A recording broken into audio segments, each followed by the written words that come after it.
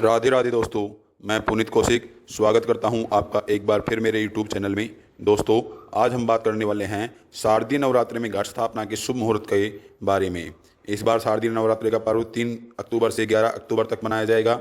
नवरात्रि के पहले दिन घट स्थापना की जाती है। घट स्थापना करते समय कई बातों का ध्यान रखा जाता है। अश्विन मास में हर साल शारदीय नवरात्रि का पर्व मनाया जाता है। इस बार ये पर्व 3 से 11 अक्टूबर तक मनाया जाएगा। नवरात्रि के पहले दिन घट स्थापना की परंपरा है। इस बार 3 अक्टूबर गुरुवार को जहां जहां भी देवी की प्रतिमा स्थापित की जाएगी वहां पर घट स्थापना भी जरूरी होगी। घट स्थापना करते समय अनेक बातों का ध्यान रखा जाता है। आइए जानते हैं 3 अक्टूबर को कैसे करें घट स्थापना का शुभ मुहूर्त और किन बातों का रखें ध्यान।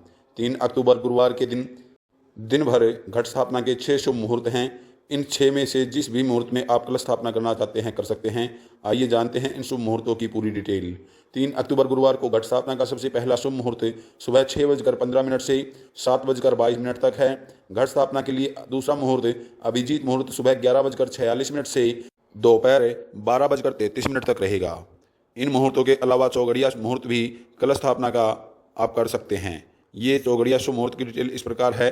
सुबह 10:41 से दोपहर 12:10 तक, दोपहर 12:10 से 1:38 तक, शाम 4:36 से शाम 6:04 तक और शाम 6:04 से 7:36 तक है।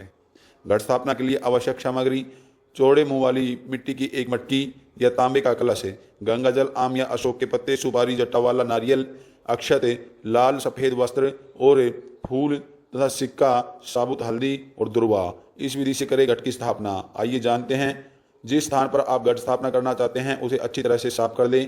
उस स्थान पर लकड़ी का एक पटिया रखें। इस पटिये पर लाल या सफ़ेद कपड़ा बिछाएं। उस पटिये के ऊपर घट स्थापना करें। उसके ऊपर मिट्टी की मटकी या तांबे का कलश इस तरह रखें कि ये बिल्कुल ही हिले डुले नहीं, न ही इसके गिरने का कोई भय हो। इस कलश के अंदर गंगाजल डालें। गंगाजल न हो तो किसी अन्य पवित्र नदी का जल भी ले सकते हैं।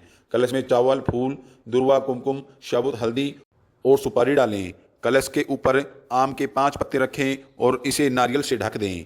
कलश पर स्वास्तिक का चिन्ह बनाएं और मौली यानी पूजा का धागा बांधें। नारियल पर तिलक लगाएं और ये मंत्र बोले: ओम स्तमभानामसि वणिशस्कम सनिस्तो वणिसरित सदन्नमसि वणिसरित सदन्नमसि वणिसरित सदन्नमसि दे।